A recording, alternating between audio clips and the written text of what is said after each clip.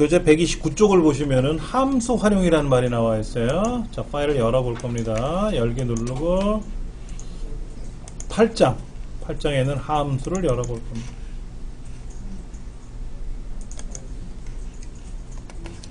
자, 그럼 130페이지에 보면 이제 고객 현황이라는 내용이 나와 있는데, 자, 볼게요. 함수란 말이 뭐냐? 함수란 뜻을 알아야 돼요. 함수는요, 영어로 이렇게 써요. function. 다른 말로는 기능이라고, 기능. 자, 쿠쿠라고 하는 거 있죠. 쿠쿠 압력밥솥이 있어요. 밥솥. 이거는요, 물을 넣고 쌀을 넣으면 얘가 가열을 해서 뜸도 들이고 그리고 보온도 해주고 이렇게 해주는 게 쿠쿠 압력밥솥이라는 기능이에요. 만약에 쿠쿠 압력밥솥이라는 기능이 없으면 우리가 장작을 떼고 그 위에다가 솥을 얹고 물, 쌀 붓고 가열을 하다가 불 온도를 줄여가지고 뜸을 들여야 돼요. 그렇게 해서 밥을 해서 먹어야 되는데, 그래서 밥을 다 하고 나면 밥이 식어질 거 아닙니까? 다시 보온하려면 어떻게 돼요? 겨울 같으면 이제 밥통에다, 밥솥에다 퍼가지고, 그래서 퍼서 아랫목에다 묻어 놓는단 말이야. 이렇게 하는 게 얼마나 불편하겠습니까? 그러니까 쿠쿠 압력밥솥 쓰면 편해. 가열도 해서 밥도 하고 뜸도 들이고 알아서 보온까지 해준단 말이야.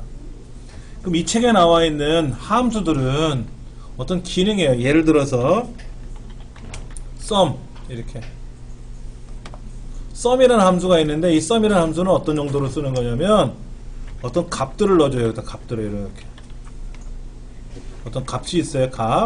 값이 한 개가 아니라 100개가 될 수 있고 1000개가 될 수 있는데, 이런 값을 정해줘요.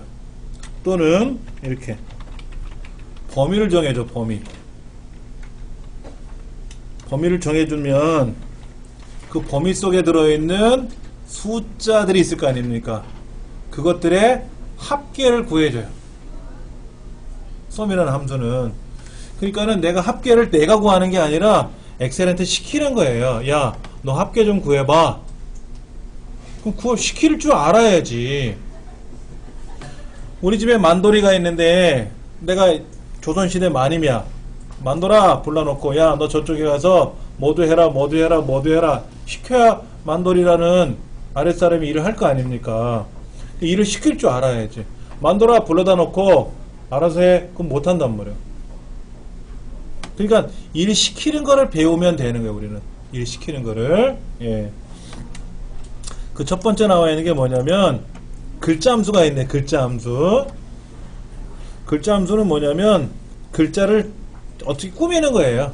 첫 번째, 여기 보세요.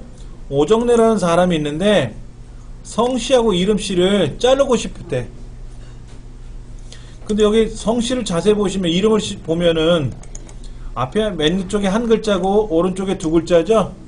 이렇게 쪼갤 수 있잖아. 하나, 오른쪽 두 개 이렇게. 여기다가 뭐라고 쓰냐면 는 레프트 L이라고 쓰니까 여기 있네.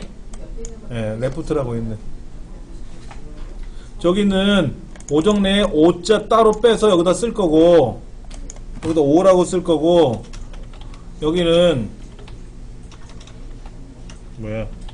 여기 정렬하고 이렇게 잘라야 돼. 이렇게 두 개 잘라야 돼. 하나, 두 개 잘라야 되는데, 내가 직접 저기 하는 게 아니라 명령을 주는 거예요. 명령을. 자, 는 레프트라는 함수가 있어요. 레프트.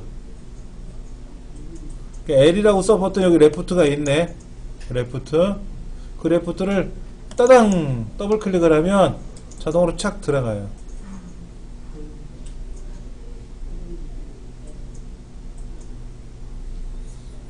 자, 지금 책에는 어떻게 설명되어 있냐면요, 책에는 이렇게 되어 있어요. 수식에 가서 텍스트 함수를 가래요. 텍스트 함수. 그 여기에 레프트가 있대요. 이렇게 하래 책에는. 근데 여러분들 글자를 자르는 함수가 텍스트 함수인지 논리 함수인지 재무 함수인지 모르면 못 찾아요. 근데 책에들 할게요. 그냥 자, 텍스트 함수에 가서 left라는 함수를 클릭했어요. 딱 클릭하면 뭐라고 떴어요. 이렇게 뭐라고 떴어. 어느 글자에서 자를 건가요? 물어요. 어느 글자? 나 오정래라는 글자에서 자를 거야. 이거 몇 개 자를까요? 물어. 밑에 한 개 자를 거야. 한 개 자를 거야. 그럼 5가 맞네요. 5가 맞네요. 이렇게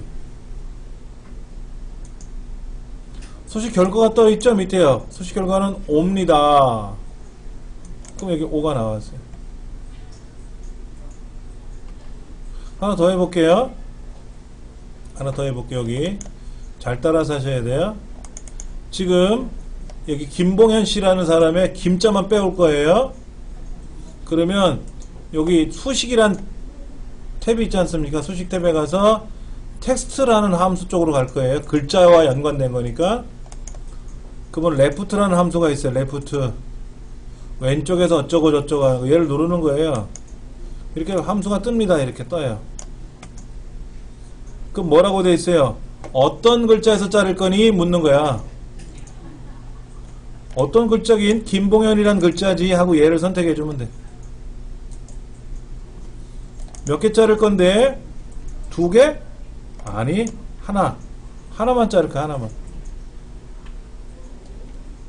김봉현이라는 사람의 글자에서 한 글자를 자를 거야. 확인 누르면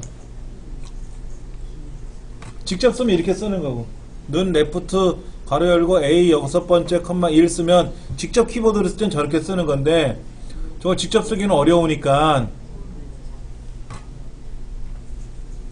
자, 그러면 나머지 사람도 동일하죠? 그러면 굳이 또 하고 또 하고 또 할 필요 없잖아. 김이라는 요거 점점점 얘를 따당 하면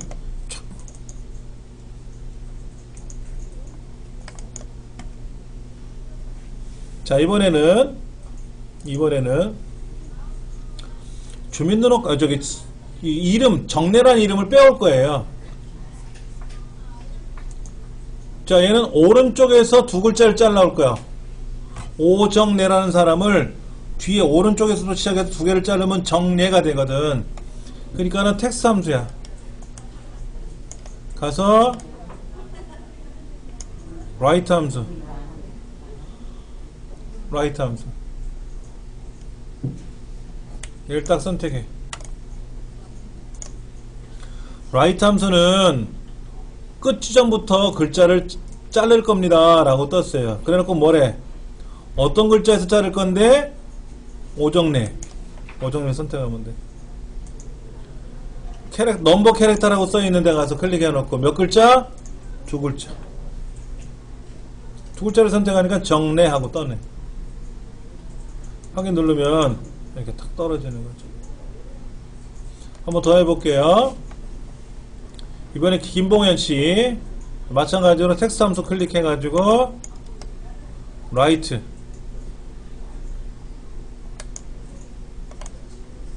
이때 텍스트는 뭐다? 김봉현이고 자르는 글자는 몇 글자? 2글자. 이때 중요한 거는 요 위에 함수가 있어요. 위에 요거 요거 위에 거 이거 얘를 잘 기억하셔야 돼. 지금은 도구를 불러와 가지고 어느 글자 몇 글자 이렇게 선택을 해서 써주고 했는데 이제 숙달이 되면 어떻게 해야 돼요? 얘를 직접 키보드로 짜라락 쓸 줄 알아야 돼. 자, 마찬가지로 이것도 더블 클릭할게요. 자, 이번엔 조금 어려워요. 이번엔 뭐냐면 주소가 있는데 서초구, 마포구, 종로구, 분당구, 종로구, 서초구, 마포구, 수성구, 분당구가 있는 이 글자를 잘라오래. 그러니까 왼쪽에서 몇 개를 자르는 것도 아니고 오른쪽에서부터 몇 개 자르는 게 아니라 중간에 껴 있잖아요. 중간에 낀 거를 잘라올 거야. 이것도 텍스트 함수예요. 텍스트 함수 가서 미들 MID MID를 쓸까 MID 미들이라는 함수예요. 미들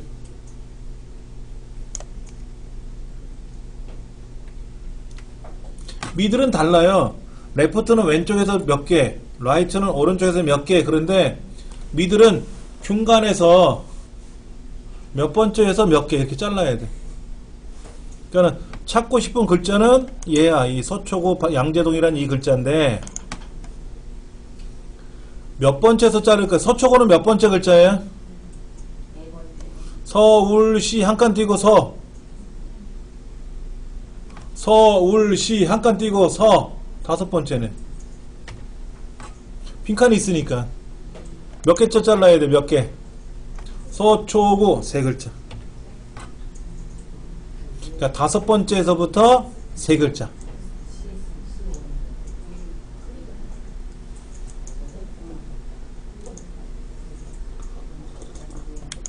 확인. 다시 한번 해볼게요.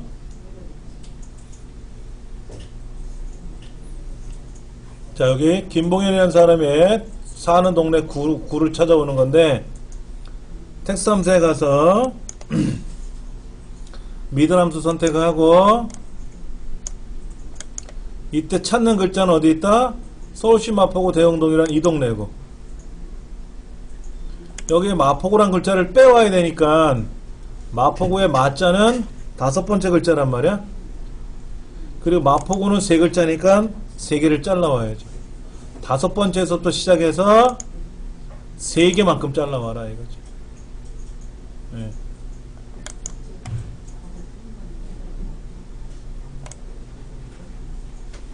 자, 그런데 사실은 보세요. 아까 하나씩 계산할 수 있죠.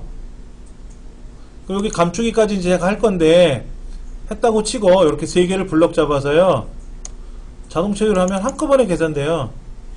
아까는 성씨 따로, 이름씨 따로, 구 따로 했잖아요. 그냥 이렇게 세 개를 블럭 잡아서 자동 체크를 하면 한꺼번에 됩니다. 그러니까 주민등록번호 감추기까지 하고 나서 한꺼번에 자동 체크하면 한꺼번에 계산이 돼요.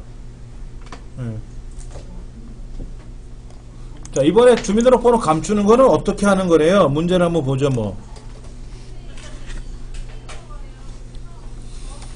133쪽 보세요.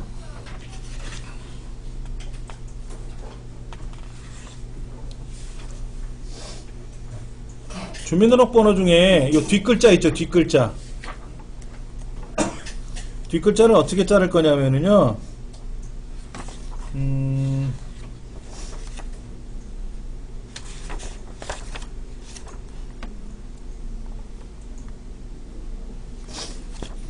성별 코드는 1인이 2인이 하는 성별 코드는 두고 뒤에 584623이라는 요거 이 글자 있죠. 요거 이거는 개인 식별 번호기 때문에 얘는 보이지 마라 하는 거죠. 자, 그럼 여기다가 이렇게 쓰면 돼요.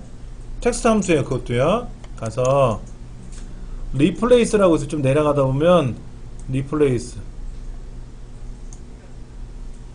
리플레이스라는 함수 찾아보세요. 리플레이스가 뭐냐면 바꿔치기 하는 함수예요. 바꿔치기 하는 함수. 자, 얘를 어떤 거를 바꿔치기 할 거냐? 이거. 기존에 있는 주민등록번호를 내가 바꿔치기 할 거다 이거야. 그 우리가 어떻게 바꾸기로 했어요? 뒤에 나온 584623이라는 요 6글자를 XXXX 이렇게 바꿔치기 할 거거든. 그럼 요 584623이라는 5자가 몇 번째 있는 글자예요? 650218-1 다음에 오니까 9번째 글자네. 9번째 글자. 하나, 둘, 셋, 넷, 다섯, 여섯, 일곱. 성별 코드가 8. 그 다음이 9번째거든. 9번째서부터 몇 개? 6개를 6개를 뭐로 바꿀 거다? x x x x x x x 이렇게 바꿀 거야. x 6개로 x 6개로 뭐 골뱅이 6개로 바꿔도 되고 x 6개로 바꿔도 되고 그 확인을 누르면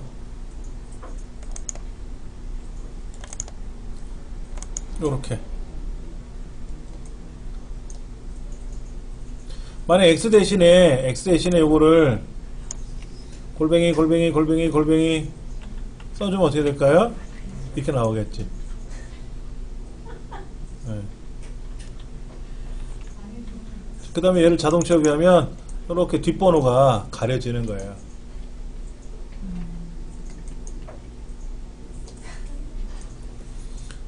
여러분들 회원 가입하실 때 성씨하고 이름씨하고 따로따로 가입하신 적 있어요? 홍 따로 길동 따로? 근데 외국은 그렇게 해요. first name이 뭐냐 last name이 뭐냐 그러니까 이제 뭐 이름이 뭐냐 성이 뭐냐 이렇게 따로따로 묻죠. 근데 주소 같은 경우도 우리가 주소를 입력할 때 어떻게 해요? 서울특별시 양천구 신월 일동 몇 번지 몇 호 이렇게 다 길게 안 쓰죠? 우편번호를 찾잖아.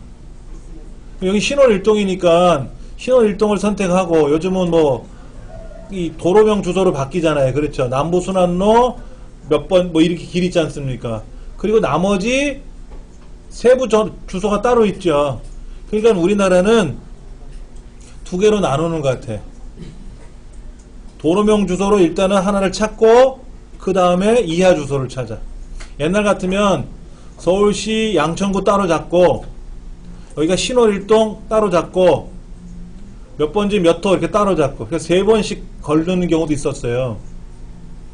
근데 지금은 두 개로 나누더라고. 두 개.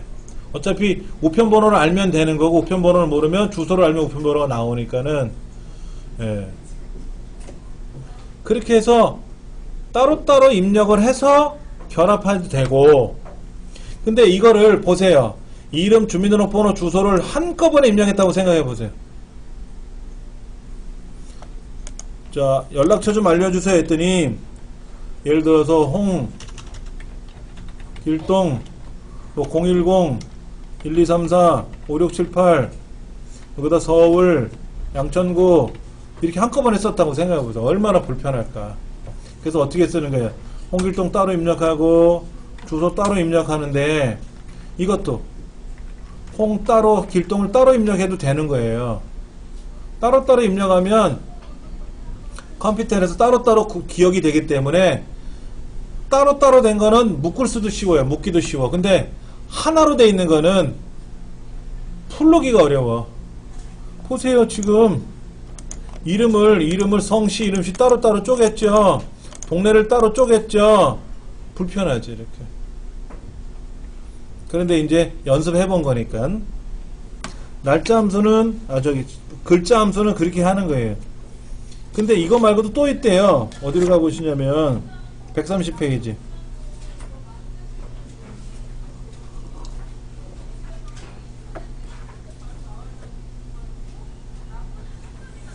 자, 레프트, 라이트, 미들이라는 건 우리 방금 전에 해봤는데 로어, 어퍼도 있네요.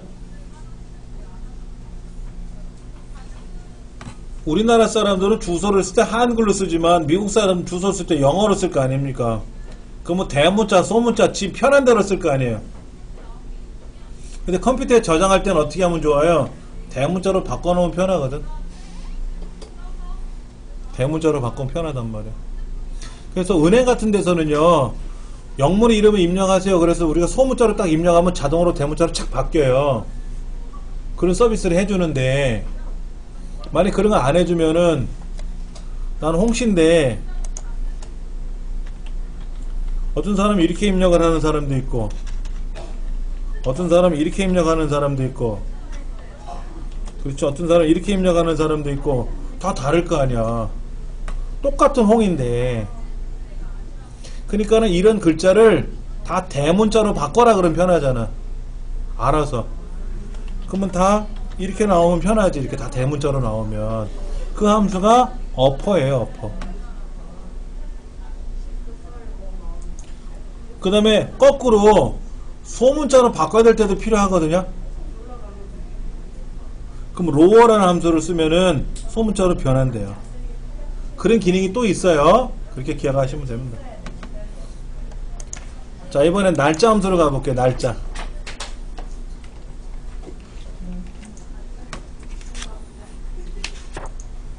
교과서 134페이지에 보시면은요, today 함수, now 함수, year, month, day, hour, minute, second, 뭐 이런 함수들이 나오는데, 중요한 거는 today는 괄호 안에 아무것도 없어요. now도 괄호 안에 없어요. 여기다가 예를 들어서 오늘 날짜로 입력하고 싶어. 오늘 날짜.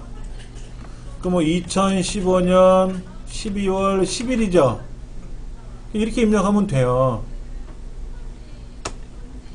이렇게 입력하면 된다고. 뭐 알아서 요일까지 나오게 했나봐. 근데 이거 내일 열어보면 어떻게 돼요? 내일까지 나와야지. 내일이 오늘 지금 작성 일자로 돼야 되죠. 그러면 내일 가면 날짜 또 바꿔야 되잖아. 힘들지. 그러면 그래서 는 today라는 함수를 쓰는 거예요. today. 자, 한번 써볼게요. 자, 직접 쓰지 말고 날짜 및 시간에 가서 today라는 함수가 있어요. 여기 today. today는 인수가 필요 없대. 인수가 뭐예요? 괄호 속에 들어가는 내용을 인수라 그래. 아까는 는 레프트에다가 어떤 글자 컴마 몇 글자 하고 두 개를 넣었잖아요. 그런 걸 인수라고 하는데 today는 인수가 없어요. 확인 누르면 그냥 날짜가 나와요. 그럼 오늘은 몇 년도일까요? 2015년이잖아요. 내가 직접 쓰지 마라 하는 거야. 왜? 이게 2016년이 될 수도 있잖아. 내년도 열어보면. 그럼 연도가 2016으로 가야지. 그래서 날짜 및 시간에 가면은 year라는 함수가 있어요. year.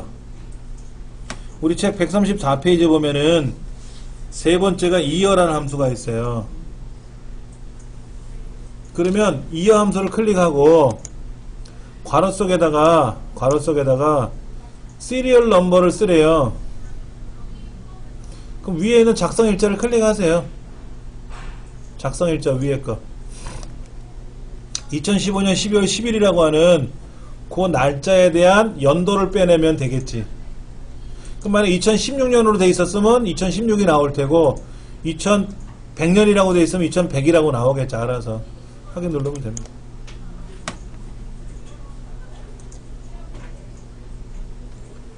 자, 월만 빼는 함수가 있어요. 지금 12월이잖아. 그러면 이번 달 생일인 사람을 찾아라 그러면 1970년도 12월에 태어난 사람도 있겠고 1975년 12월에 태어난 사람도 있겠고 그럼 12만 같으면 되잖아. 자, 여기는 날짜 및 시간 함수에 가서 month라고 있어요. month. 그리고 괄호 안에다가 얘를 찍으면 되는 거예요. 날짜를.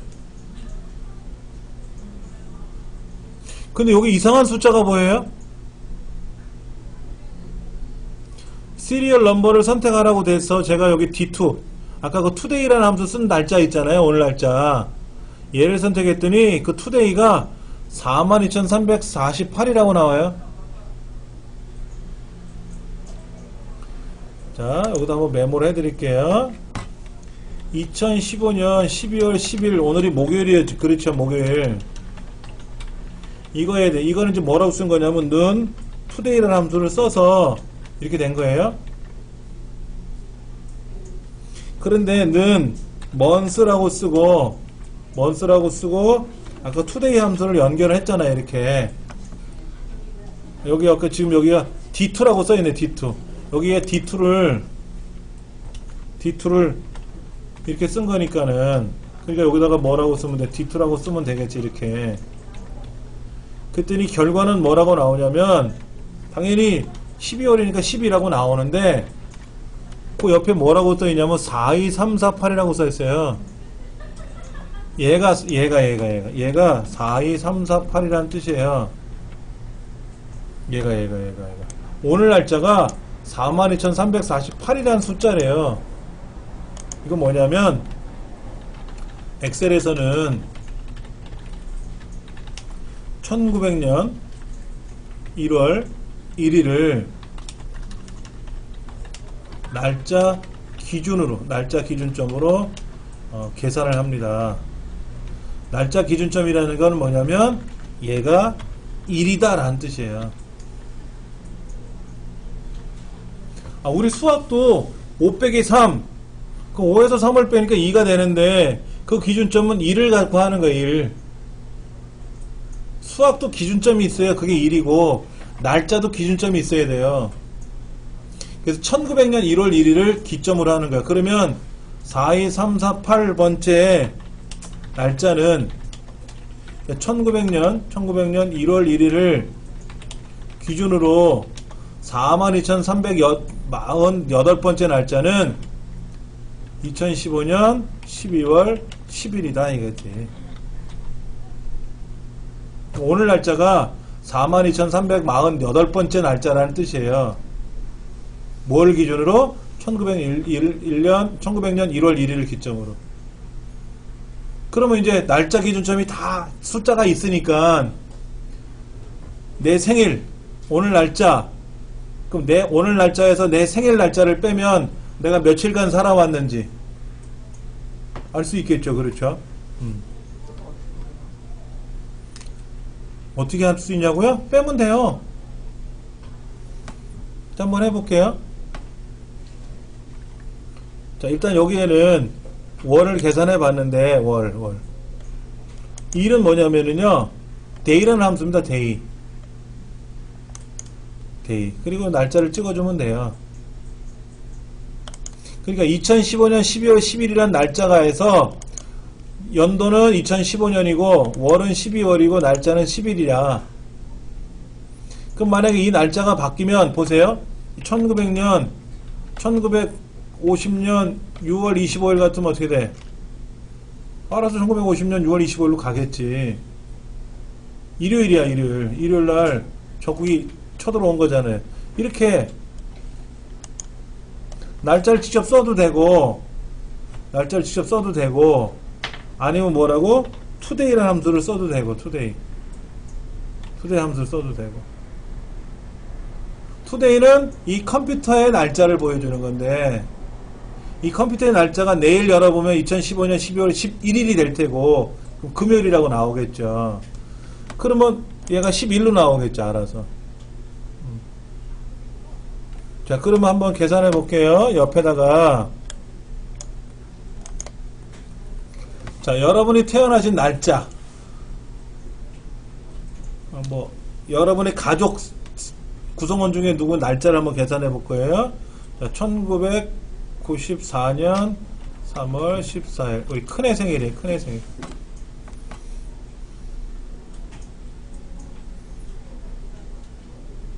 오늘 날짜는 어떻게 쓰냐면요.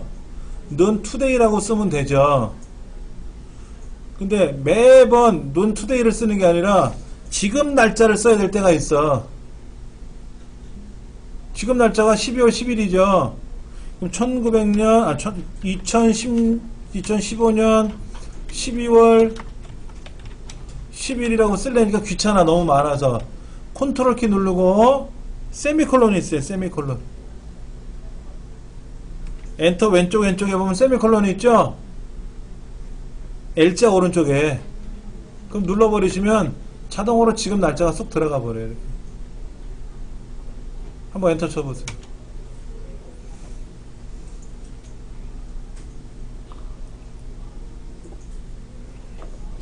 계산해 볼게요. 내가 태어난 날짜도 알고 지금 날짜도 알면 계산해 보면 되잖아요. 는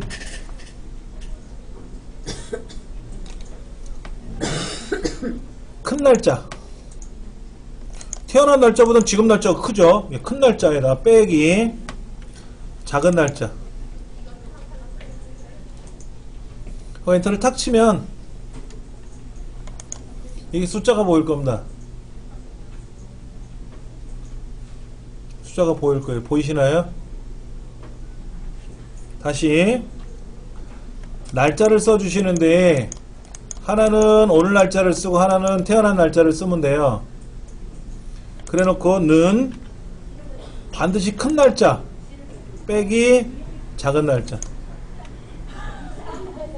엔터를 치면 간혹 이렇게 나올 수도 있어요. 이렇게 나올 수도 있어요.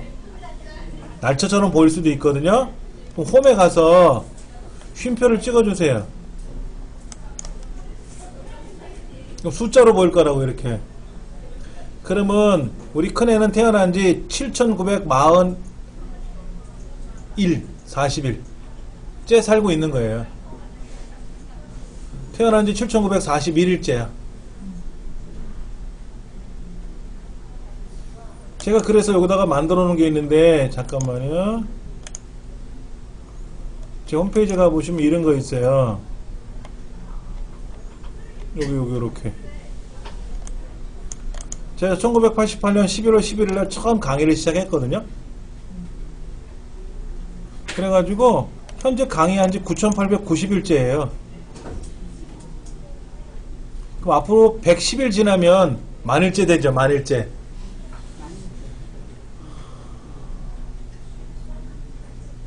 와, 만일째 되는 날이 언제일까? 이걸 거꾸로 계산해 볼게요. 1988년 11월 11일인데 보세요. 9,590 나왔잖아요.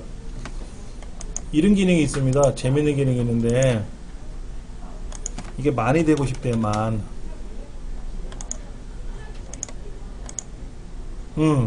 내년도 3월 29일. 내년 3월 29일이 만일째 되는 날이에요. 내년 3월 29일이면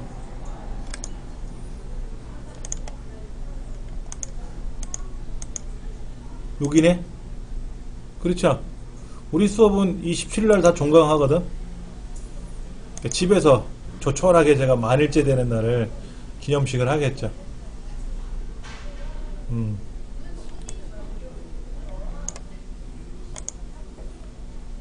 자, 그러면 재밌게 모두 할 수 있는 거예요. 엑셀 가지고는요 아주 재밌는 기능을 많이 만들 수 있어요. 날짜에서 날짜를 빼면 날짜가 나오는데 그 날짜는 믿을 만한 날짜가 아니에요. 그래서 얘를 숫자로 바꾸면 돼. 숫자로. 자, 다시 올로 돌아가서 오연수라는 사람이 오늘 날짜로 작성을 했어요. 오늘은 2015년 12월 11일에. 자, 그러면 근무시간 계산해 봅시다.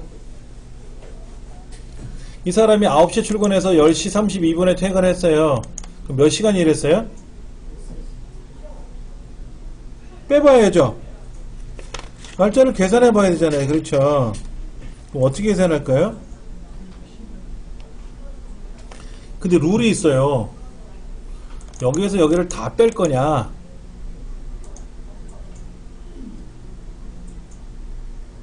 점심시간 빼요. 9시에서 10시, 큰 시간에서 작은 시간을 빼면 돼요? 되죠? 13시간 32분 일한 거예요. 쉬워요. 큰 시간 빼기 작은 시간 해주면 돼요. 그러면 13시간 32분간 일한 거야.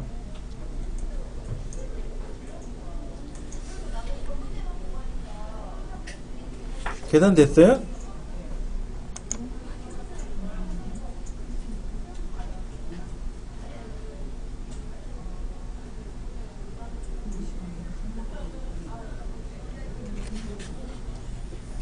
그런데 책에서는 어떻게 하라고 써 있어요? 책에서는 이렇게 써 있어요. 13시간 32분 요런 식으로 출력해 주래. 요런 식으로 13시간 32분 이랑 이렇게 표시했으면 좋겠다는 거야. 그럼 꾸며야죠. 그럼 13에서는 어떻게 해서 13시 된 거예요? 앞에 있는 13이 13시간이잖아. 뒤에 분이 32분이죠? 그러니까 시간 분을 지금은 통으로 계산했지만 따로따로 계산해서 붙여라 이거지. 자, 그러면 먼저 보여드릴게요. 는 hour가 있어요. hour라는 함수가 있는데요. 큰 시간 빼기 작은 시간을 해주면 돼요. hour는 뭐냐면 큰 시간에서 작은 시간을 뺀 몇 시 몇 분 나올 거 아니에요. 몇 시간 몇 분 나올 거 아닙니까? 그거에 뭐를 보여줘라? 시간을 보여줘라 하는 게 hour예요. 그리고 여기다가 뒤에다 앰퍼센드 붙이고 시간이라고 쓰면 몇 시간 하고 떠 이렇게 몇 시간. 자, 이렇게 썼어요. 아까 시간이라는 말을 안 썼을 때는요 이렇게 떠요. 근데 요 뒤에다가 앰퍼센드 시간이라고 쓰면은 당연히 따옴표다 써야 돼요. 따옴표. 여기다가 제가 일단 길게 써드릴게요.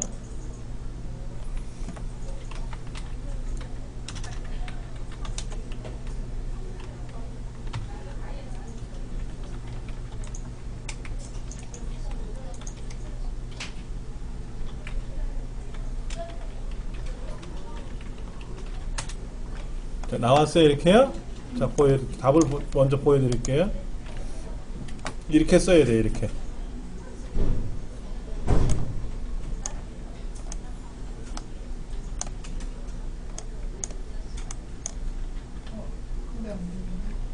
자, 이렇게. 여기다가 이렇게 쓰는 거예요. 이렇게. 방금 전에는 우리가 몇 시간 몇 분 일했습니까? 라는 거를 단순히 여기서 는 해가지고 얘를 키보드로 찍었지만은 사실은 C의 8번째 빼기 B의 8번째죠? 이렇게 키보드로 쓰는 거예요. 쓰기가 귀찮으니까 우리가 마우스를 클릭한 것 뿐이고, 만약에 아까 같은 경우는 보시면 클릭이 안 되잖아요. 여기 글자가 멀어져 가지고. 그땐 키보드로 쓰는 거예요. 처음 했을 때는 여기 C 8번째는 클릭이 가능했지만 이쪽에 있는 거 클릭이 안 되잖아.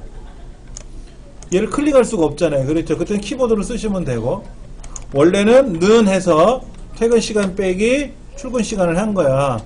그럼 몇 시간 일했다라는 게 나오지. 그럼 이거는 1시간 13시간 32분 일한 거죠? 1시 32분 오후가 아니잖아. 그럼 얘를 이렇게 표현하면 헷갈리는 거지. 그러면 셀서식에 들어가서 컨트롤 1번 셀서식에 들어가서 여기 보면 몇 시간 일했다라는 게 보여요. 몇 시간 일했다라는 게 몇 시 몇 분 하고 보이는 게 있어. 오전 오후 말고 컨트롤 1번 누르면 이렇게 시간으로 갈 거예요. 그렇죠? 여기에 13시 30분이라고 되어 있는 거 얘를 선택해 주시면 이렇게 보인다고. 이렇게 해놓고 자동 수행을 쫙 하시면 보일 거예요. 이렇게.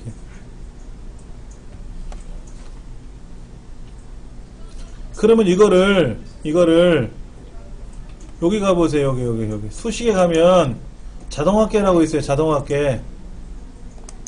이렇게 자동화계를 딱 누르는 순간 자동으로 위에 있는 4개를 합을 구해줄 거라고. 엔터를 탁 치면 답이 나오는데 답이 이상하게 나왔어요.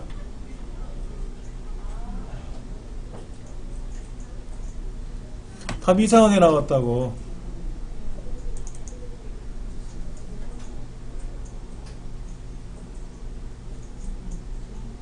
맞아요? 답이 이상하다 안하다 알 수 있어요? 다시 보세요.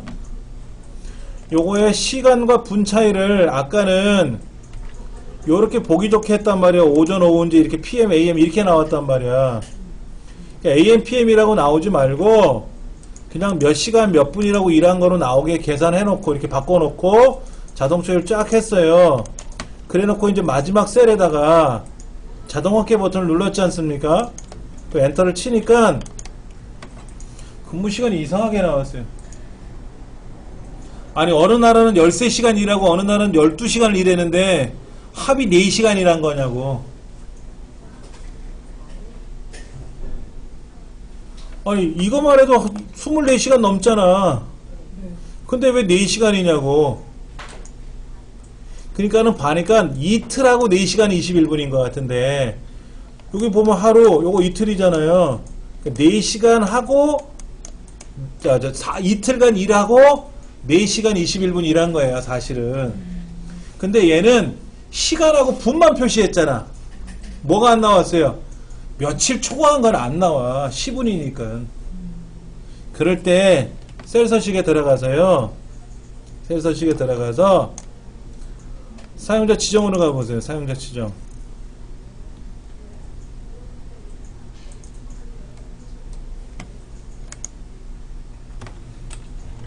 엑셀에서는 24시간을 초과하는 시간에 대해서는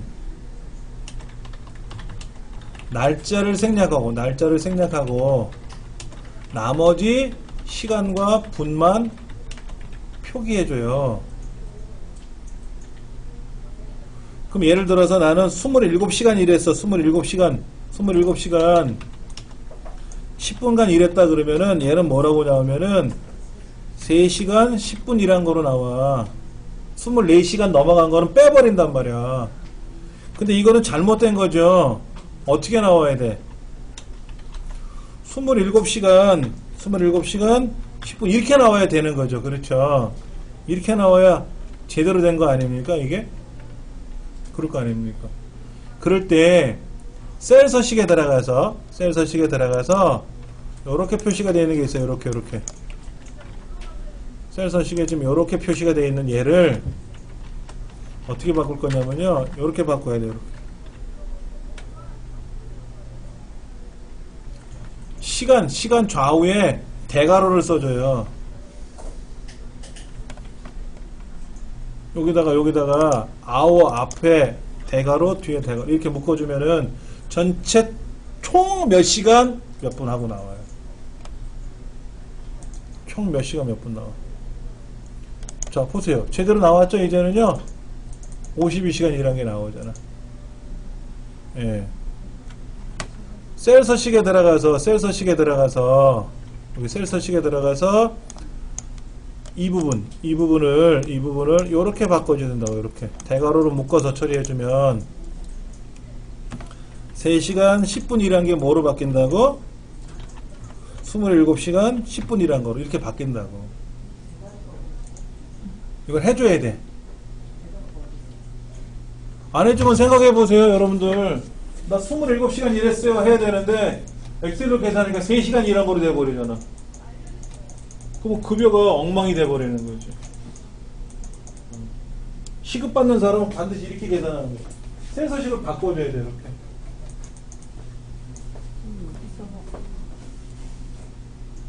그거 H. 네, 그거를 앞뒤로 대괄호로 묶어야 된다고. 앞에. 키보드로 가세요. 키보드로 이렇게. 네. 그건 없어도 상관없어요. 지워도 되고 안 지워도 상관없어요. 세미콜론 그것도 지우시고. 네, 확인. 전체 52시간 21분 일하는 거죠. 그러니까 48시간이 넘어가니까 이틀은 넘어가니까 나머지 시간만 빼주는 거란 말이야. 보여준단 말이야. 여기 사용자 지정에 가서 아까 시간에 요렇게 했는데 요거를 대괄호로 묶어줘야 돼요. 대괄호로 묶어주면은 예. 잠깐만 계산을 해야지. 여기다 놓고 지금 이렇게 계산했잖아요. 그럼 여기다 놓고 셀서식에 들어가서 얘를 아니 그거 아니고 여기 가서 대고 앞에 가서 열고 뒤에 가서 닫아주면 이렇게 나오잖아요. 시간이. 그거 확인을 해요. 그렇게 해야 근무한 시간이 정확히 나오는 거예요.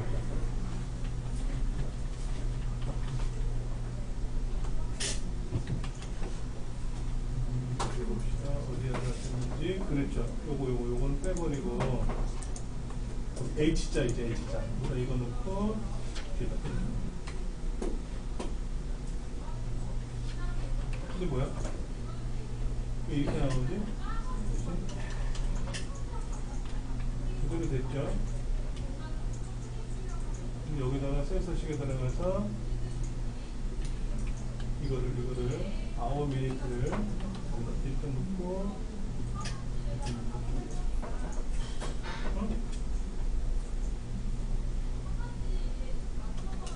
아 직접 쓰면 안 되고 이걸 함수를 써야지. 함수를 수식에 가서 함수를 써야지. 함수를 쓰면은 이게 제대로 나오는 거지.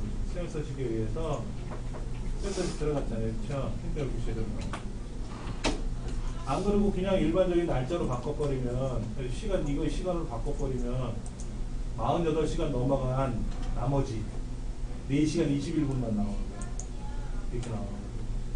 사용자 지정에 가서 앞으로 대괄호를 써주면 그냥 통틀어서 몇 시간 날짜로 넘어간 거 땡겨와가지고 다 계산해준다. 잠깐 쉬었다가 할게요.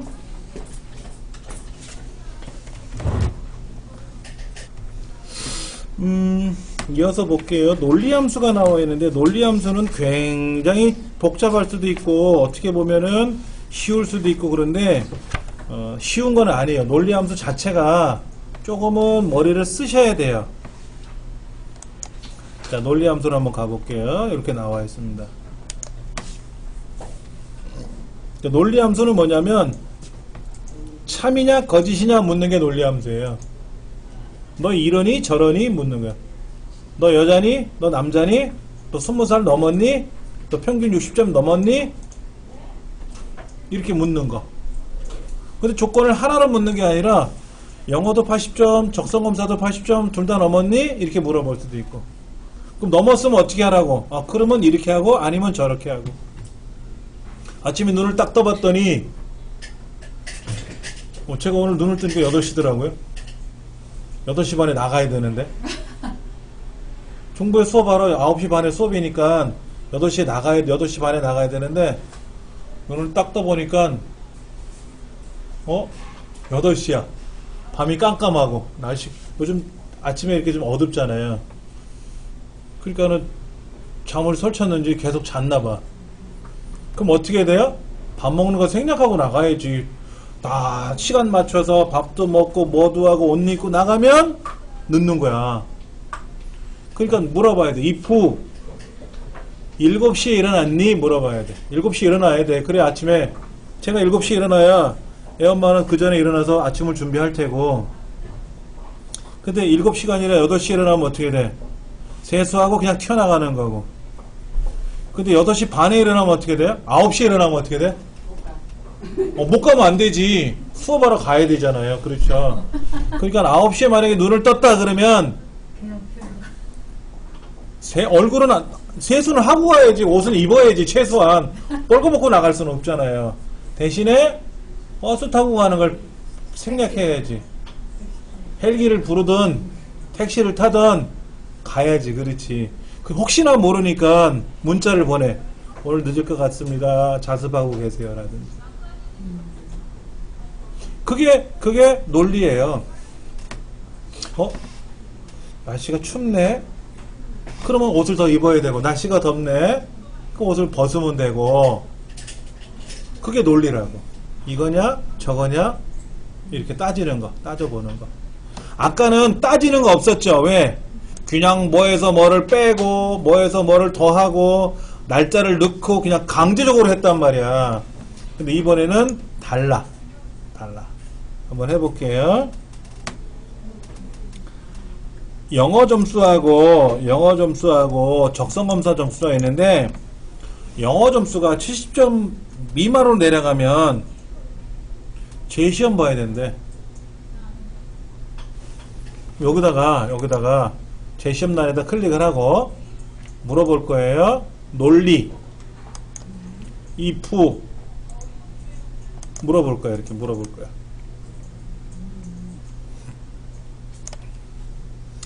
이 경우 것만 따질 거니까 제가 뭐 남의 밑에 사람 다 가릴 겁니다. 이렇게 가려놓고 보면 편해요. 자, 보세요. 뭐를 물어볼 거냐면, 영어 점수 너 70점보다 작으니? 적을 수도 있고 안 적을 수도 있겠죠. 컴퓨터는 물어보면 둘 중에 하나야. 너 남자니? 그러면 응, 아니, 둘 중에 하나잖아. 다시 볼게요. 문제가 뭐냐면 영어 점수가 70점 밑으로 떨어지면 재시험 봐야 된대. 그럼 재시험 볼 사람이 누구 있어? 여기 있네. 이 사람이 여기 재시험하고 나와야 돼. 그럼 나머지는 어떻게 돼? 재시험이라고 안 나오고 그냥 가만히 두면 돼. 가만히. 그러니까는 논리에 가서 if가 물어보는 거야. 야, 물어보는 거야. 너 영어 점수 네가 70보다 작으니? 라고 물어봐. 왜? 그럼 선생님 거기 가로를 쳐야 돼? 이거? 아니 저기 요 위에 가로 이거요? 네. 자동으로 나와요. 지가 알아서. 이거를 본래는 는, if, 가로가 열고 이렇게 직접 키보드로 쓰려니까 어렵잖아요.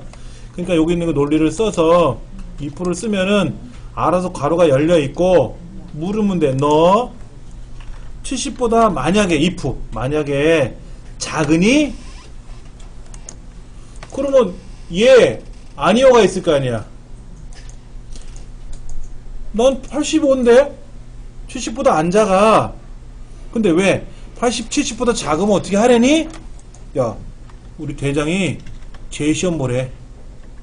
제시험. 재시험이라고 쓰면 돼요. 그럼 따옴표가 안에서 찍혀. 따옴표에다 재시험을 써도 되고 직접 재시험이라고 쓰면 따옴표가 들어가. 근데 이 사람은 85니까 70보다 안 작잖아요. 그러면 아니면 어떻게 하래? 빈칸으로 둬야죠. 빈칸으로. 따옴표 열고 닫고가 빈칸이에요. 따옴표 열고 닫고라고 쓰면 우리 키보드 저기 140페이지 보세요. 140페이지 보시면은 그 1번 박스 안에 보면은 따옴표 열고 닫고라고 떨어져 있잖아요. 그렇죠? 그럼 뭐가 된다? 빈칸이야. 빈칸. 땅굴 열고 닫고. 따옴표 열고 따옴표 치고 따옴표 두 번 치면 돼요. 따옴표를 두 번 통통 치면은 따옴표 열고 따옴표 닫고가 된다고.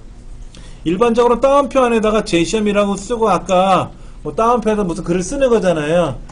그런데 여기는 그냥 따옴표 열고 따옴표 닫으면 따옴표만 두 개를 치면 빈칸이라는 뜻입니다. 빈칸.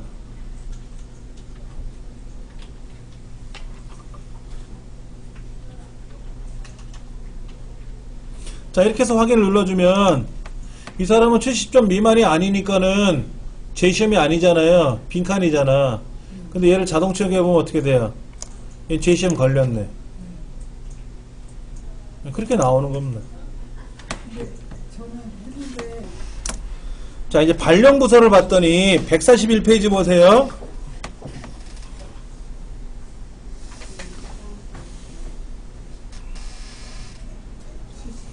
발령 부서가 나왔는데 영어가 90점 이상이면 해외 영업팀이래. 그런데 90점 안 될 수도 있죠. 89 이럴 수도 있잖아. 60점 나올 수도 있잖아. 근데 다시 물어보는 거야.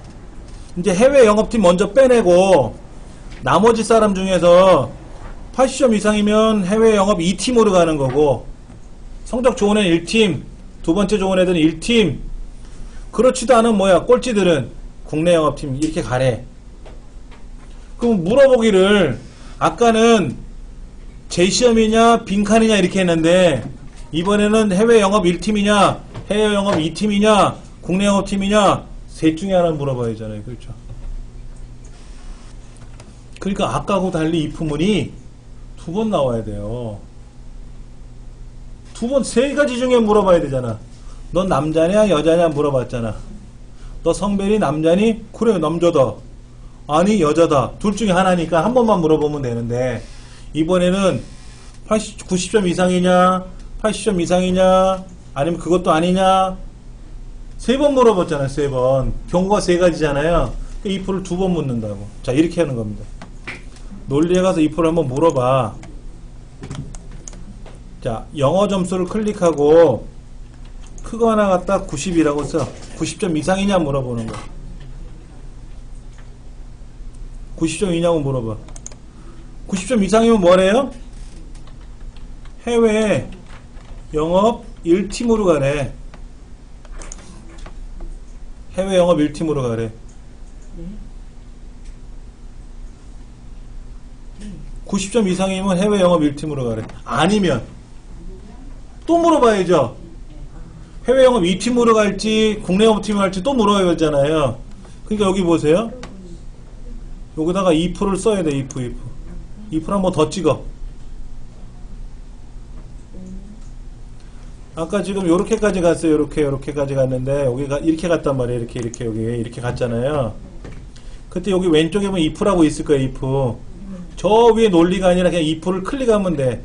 if가 아닌 거를 선택할 때 여기서 고르면 되지만 지금 if니까 그냥 if를 찍으면 화면이 바뀌어요. 그럼 여기 또 물어보면 돼. 이번에는 너 80점 이상이니 물어보고, 그러면 해외 영업 2팀이라고 가는 거고, 그렇지도 않으면 어디로 가라? 국내 영업팀으로 가라, 이거. 이렇게. 저 윗줄을 보면은, if가 한 번, 두 번 나왔어. if가 한 번 나와 있고, 두 번 나와 있어. 그렇죠? 이렇게. 두 번 나와 있다고. 그러니까 만약에 수, 우, 미, 양, 가 5개 중에 하나를 고르려고 하면 어떻게 해야 될까? if문이 4번 나와요. 합격이냐, 불합격이냐 둘 중에 하나를 물어볼 때는 if가 한 번만 물어보면 되고, 해외 영업 1팀, 해외 영업 2팀, 국내 팀, 셋 중에 하나를 물어볼 때는 if가 2번 나오고, 수, 우, 미, 양, 가 이렇게 5가지 중에 하나를 골라낼 때는 4번 나온다고. 두 번째 거 어떻게 얘기하는 거예요? if를 하나 더 집어넣을 때는 요 자리잖아요. 요 자리. 사실은 요 자리에다가 여기다가 뭘 새로 넣는 거잖아요. 요 자리 왔을 때 자 보세요. 요 자리 왔을 때 요 if를 클릭하면 화면이 바뀌어요. 이 거기다가 아까처럼 영어 점수가 80점 이상이면 이때는 해외 영업 2팀을 쓰고, 안 그러면 국내 영업팀을 쓰는 거죠. 이렇게. 그 확인 누르면, 자, 이제는 이렇게 나온다 이거죠. 봐드릴게요, 한번요.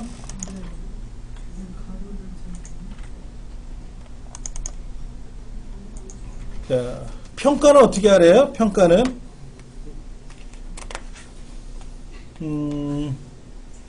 영어 점수가 80점 이상이고 적성 검사가 90점 이상이면 우수래, 우수. 그렇지도 않은 사람은 비호두래. 그런데 지금 질문이 두 가지죠. 아까는 90점 이상이니 그렇고 아니고, 근데 또 80 이상이니 그렇고 아니고, 이렇게 셋 중에 하나를 물어봤는데, 이번 질문은 이 두 가지를 동시에 만족해야 돼. 그때 물어보러 가. if 물어보러 가는데, 자, 그러면 질문은 나중에 했다고 치고, 그렇다면 어떻게 하래요? 우수라고 쓰라 그랬죠. 우수. 영어가 80점 이상이고 적성검사 90점 이상이면 우수라 그랬잖아요. 그것도 아니면 뭐야? 빈칸. 빈칸은 따옴표 2번 땅땅 치면 빈칸이에요. 이제 질문하러 가야지. 질문. 근데 질문이 두 가지죠. 두 가지 만족해야 되는데, 여기 if 말고 화살표를 눌러서 and라는 함수가 있는 거 찾아보세요. and 찾아보세요. and가 없으면 여기다 함수 추가를 눌러가지고 여기다 and라는 거 있나요? and? 여기 and 있네. 그럼 걔를 선택하고 확인 누르세요. 그럼 and라는 거에 이렇게 두 가지 조건이 보일 겁니다. 그러면 첫 번째 우수에다가 영어를 클릭하고 80 이상. 두 번째 칸에다가는 적성검사 클릭하고 90점 이상.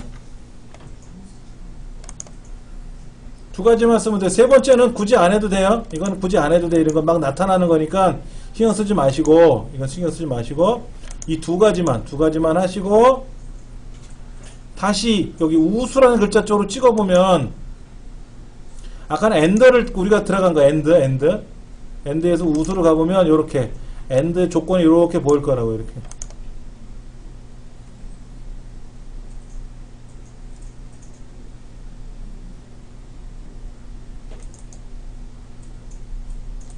책에서는 뭐를 잘라내게 해서 이쪽에다 붙여넣으라 그러는데 그렇게 하는 게 아니고 이 안에 있는 기능을 가지고 클릭하면 알아서 움직이고 가장 제일 좋은 방법은 요 위에 있는 수식 있죠. 얘를 그냥 키보드로 쓰는 거예요. 얘를 키보드로 직접 쓰는 연습을 하는 게 가장 좋은데 초보자들은 직접 쓰기가 어려워요. 초보자들은 직접 쓰기 어려우니까 자, 확인 누르시면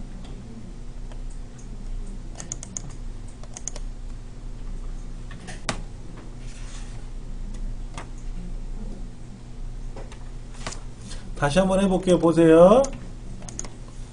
논리 함수에 들어가서 if를 쓸 거예요. if를 쓰는데 일단 조건을 써야 될 거 아닙니까? 조건을 써야 되는 조건 쓰기 전에 일단 참일과 거짓일 때는 어떻게 하라 그랬어요? 참일 때는 우수라고 쓰라 그랬고 거짓일 때는 따옴표 열고 닫고 이렇게 두 개를 쓰면은 빈칸이 되지 않습니까? 그래갖고 이제 영어하고 적성검사를 동시에 물어봐야 되잖아요. 물어볼 때는 and라는 함수를 또 넣어줘야 돼. 그럼 여기다가 아까는 if를 선택해갖고 뒤에다 요 자리에다가 if를 눌렀었잖아요. 이번엔 if가 아니라 요 화살표 눌러서 and를 물어볼 거라고 and. 근데 and는 아까는 없었잖아요. 없을 때는 함수 추가를 누르면 그 중에 여기에 and라고 있을 거라고 뭐 false도 있고 and도 있고 있어요. 아니면 다른 걸 찾아봐야지 뭐 이렇게 찾아봐야지. 그리고 얘를 확인을 누르면 and라는 함수로 가거든. 그러면 영어가 80 이상이다. 그 다음에 적성검사가 90점 이상이다 라는 두 가지 조건을 물어보는 거야. and 안에다가. and는 무슨 조건이냐면 둘 다 만족하면 참, 둘 중에 하나만 만족하면 땡, 둘 다 아니면 땡이고 둘 다 만족해야 돼. and 안에 5개를 물어봤다. 그럼 5개가 다 만족해야 참여해야 전체가 합격 이거야. 통과가 되는 거지. and라는. 그리고 나서 요 뒤에 보시면 우수라고 있잖아요. 우수. 얘를 클릭해 보면 이제는 and라는 함수가 글로 끼어들어간 게 보일 거라고 이렇게. and라는 함수가. 이 책으로 하는 거는 잘못 설명해 놓은 거예요. 뭐를 자르는 게 아니라 and부터 쓰는 게 아니라 if부터 쓰는 게 if. 응? 우수라고 써야지.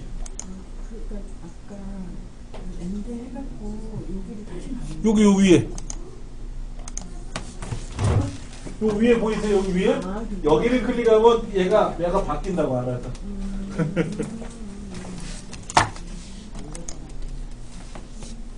그러니까 and 안에 있는 거를 클릭하면은 and 쪽의 함수니까 and에 관한 문법 구조가 나오고 if라든지 우수라든지 얘를 클릭하면 if 함수 자체가 또 화면에 뜨고. 그러면 이제 이럴 때 있고 저럴 때 있잖아요. 이럴 때 있고 저럴 때 있는데 이럴 때는 뭐라고 하고 저럴 때는 뭐라고 해야 될 거 아닙니까? 지금은 우수하고 빈칸이지만 요거 또 다른 함수를 막 쓸 수 있죠. 그때는 그 자리에다 놓고 다른 함수를 또 추가하는 거예요. 그럼 상단에 수식이 보이잖아. 그 수식에다 클릭을 하면 알아서 거기에 해당하는 함수로 찾아갈 거라고. 그 확인 누르면 이제 우수가 나오고 나머지 자동 채우기 하면 아닌 거는 해당 사항 없는 거는 빈칸이고 해당 사항이 있으면 뭐라고 보이라고 했으니까.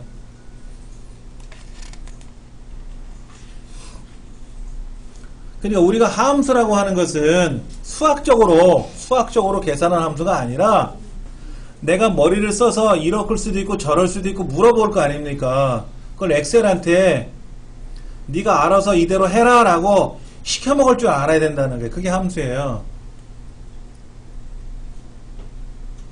합계를 구해라 평균을 구하라 하는 함수는 쉬워요. 솔직히 내가 이 두 개의 평균을 구하라 그러면 직접 85하고 95의 평균을 내 머리로 계산하는 게 아니라 에버레이지라는 함수를 부르면 지가 평균을 계산해 주는데, 그런 거 말고 지금처럼 논리 함수들은 사람의 사고방식을 그대로 전달해 주는 거야. 이럴 때는 이렇게 저럴 때는 저렇게, 그때는 if라는 함수를 써서 이럴 수 있고 저럴 수 있다라는 거를 엑셀한테 알려주면은 사용자의 지시사항에 따라서 엑셀이 알아서 이럴 때 저럴 때를 해준다 이거지. 그러니까 if 함수가, 이 논리 함수가 엑셀에서는 제일 어렵고요. 왜? 어려워서 어려운 게 아니라 여러분 이런 걸 안 해보셨잖아. 일상적인 건 이걸 해요. 우리 머릿속에서는 항상 이걸 합니다. 논리를. 시간이 됐나?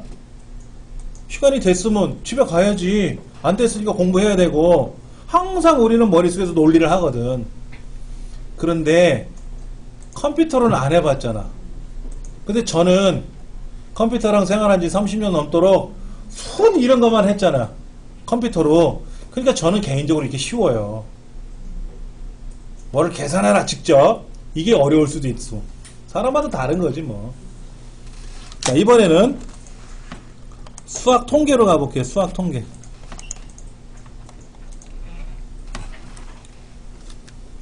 수학 통계 가니까 교재 145쪽이죠.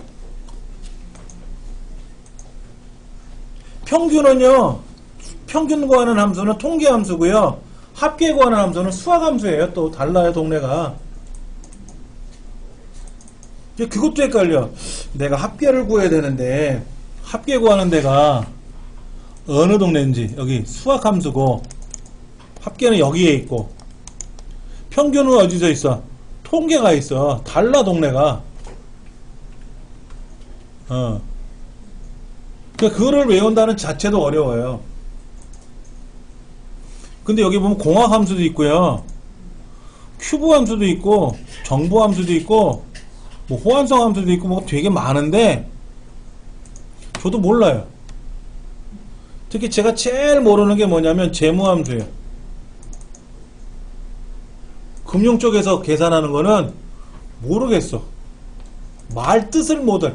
여기 마우스를 한번 갖다 대볼까요? 뭐라고 쓰냐면요, 결산일 다음 첫 번째 이자 지급일을 나타내는 숫자를 반환한대. 결산일 다음 첫 번째 나오는 이자 지급일을 계산한, 그걸 알려주는 함수래요.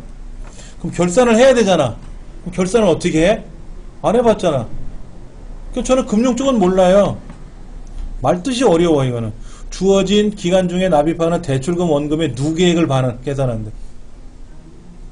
저는 이런 게 어렵고, 이 상업계통으로 금융계통으로 공부하신 분들은 이게 제일 쉽겠지. 자기네 말이니까.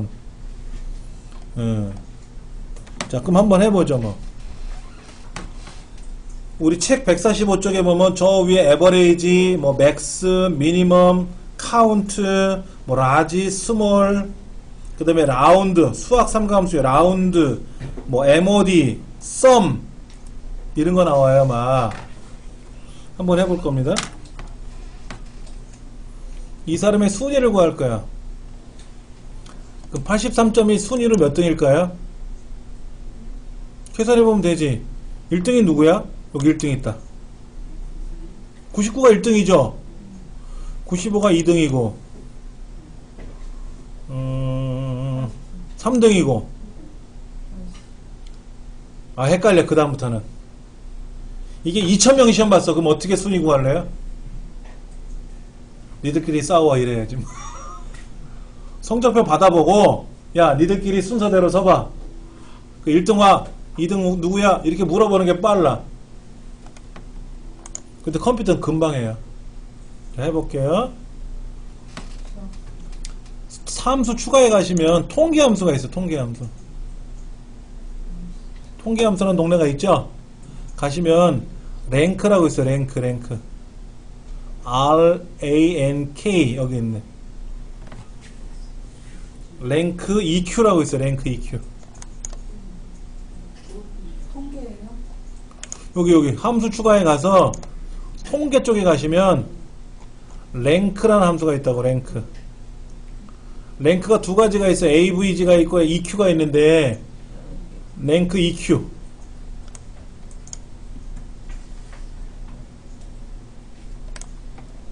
찾으셨어요? 자, 넘버를 묻네. 넘버가 누구냐면 내 점수야. 내 점수가 몇 등 했냐 이거잖아. 순위가. 그러니까 이 자리에다가 넘버 자리에다가 내 점수를 클릭하면 되고, REF는 참조라고 써있어요. 참조. 여기가 참조야. 여기 이 전체, 우리 반 전체가 참조야. 우리 반 전체가 참조야. 그리고 키보드로 F4번 키는 키가 있어요. F4번 키. F4번. 키보드에 보면 F1, F2, F3, F4, F12번까지 있는데 F 네 번째 키를 딱 누르면 달러 표시가 쪼르륵 찍혀 나올 거야. 알아서. F4번 키 누를 때마다 달러가 막 달라져요. 막 달라져. 근데 달러가 양쪽에 다 나오게 하시면 돼. 달러가 양쪽에 다 나오게 하시면 돼. 랭크를 어떻게? 응? 자, 보세요. 여기다 선택했죠? 함수 추가, 통계 가면 이게 중에 RANK라는 함수가 있어요. 여기 랭크가 두 가지가 있는데 그 중에 랭크 EQ. 얘를 선택하면 돼. 그러면 넘버가 뭐냐면 내 값이에요. 내 점수 83점. 그리고 REF에는 우리 반 점수 다 블럭 잡고, 우리 반 여기 83에서 45까지 다 블럭 잡고 F4번 키를 한번 눌러주시면 달러가 쫙 찍혀 나간다고.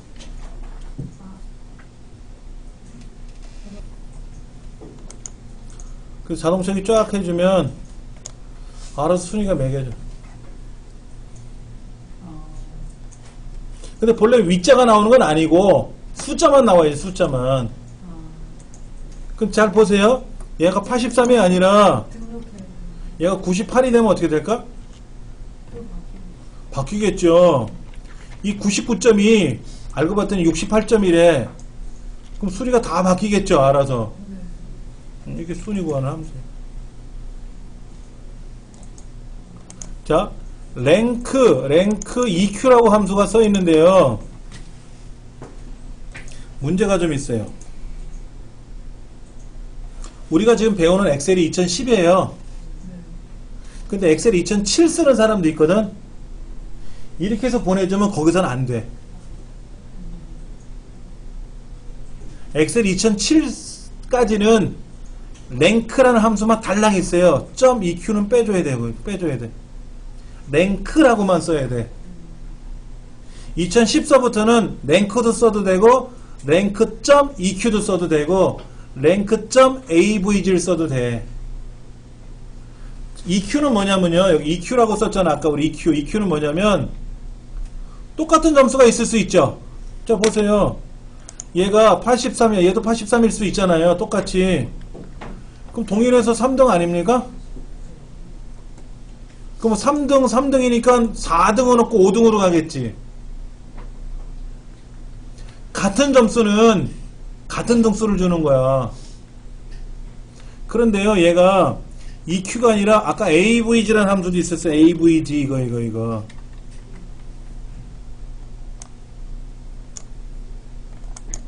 그럼 1등, 2등, 3등이 어디 갔어?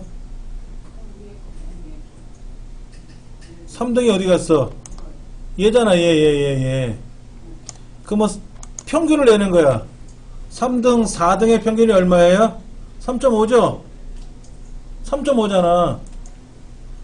3.5는 반올림하면 4등이죠? 그래서 4등 나온 거야. 그 다음에 5등이 없이 6등이 둘이 있는 거예요. 원래는 EQ를 쓰면 1등, 2등, 3등, 3등, 4등 없이, 그 다음에 5등, 6등인데 똑같은 점수가 5등, 5등이 있으니까 5등, 5등, 다음엔 7등 이렇게 가는 거지. 그러니까 EQ라는 함수를 쓰면은 같은 등수라면은 위로 올라가고 AV를 쓰면 내려가고 나눠 놓은 거예요. 우리 보통 등수가 같으면 같은 등수 올라가지. 1등, 2등, 2등, 4등이면 야 니들이 2등이라고 하지 말고 3등, 3등이라 이러지는 않잖아. 근데 그럴 수도 있단 말이야. 그럴 수도 있기 때문에 나누는 함수예요. 근데 옛날 함수 엑셀 2007에서는 .eq라고 쓰면 랭크 .eq라고 쓰면 못 알아들어요. 그러니까 그런 사람들을 위해서 보내려면은 랭크라는 거로 바꿔줘야 돼. 그러니까 만약에 이거를 제가 전자표를 받았어요. 그래서 계산을 하면 어떻게 되죠? 못 알아듣는 함수로 나오지. 그럼 그 사람이 딱 들어가서 봤을 거 아니야. 아, 이 사람이 엑셀 2010으로 했나 보다. .eq가 들어있네. 그럼 .eq를 빼고 이렇게 쓰면은 똑같이 답이 나오겠죠. 보여드릴게요, 제가요. 엑셀 2007을 가지고 제가 직접 보여드릴게요. 엑셀 2007이 어디로 갔나? 여기 있네.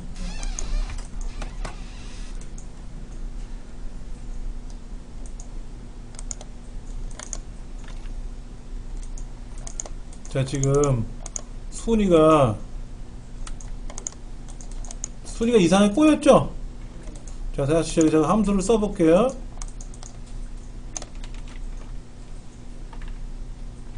자, 복사해서 여기다 붙여놓으면은 여기가 꼬였단 말이야. 그래서 이거를 그대로 제가 이 수식을 그대로 여기다 붙이면은요 함수를 못 알아들어요. 이렇게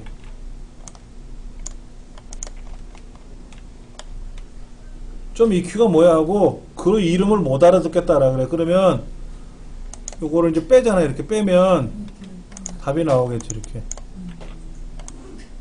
.eq만 빼주면 답이 돼. 그런데 이거를 복사해서 붙여버리면 얘를 복사해서 붙이면은요 여기에 그냥 값으로만 들어가 버려요. 함수가 사라져. 본래는 아까 요런 경우에는 블럭을 잡아서 붙이면 뭐가 좀 이상하게 됐다. 하위 버전으로 붙이니까는요 수식이 사라졌어요. 그렇죠? 그러니까 얘를 저장을 해서 쉽게 말하면 얘를 저장해가지고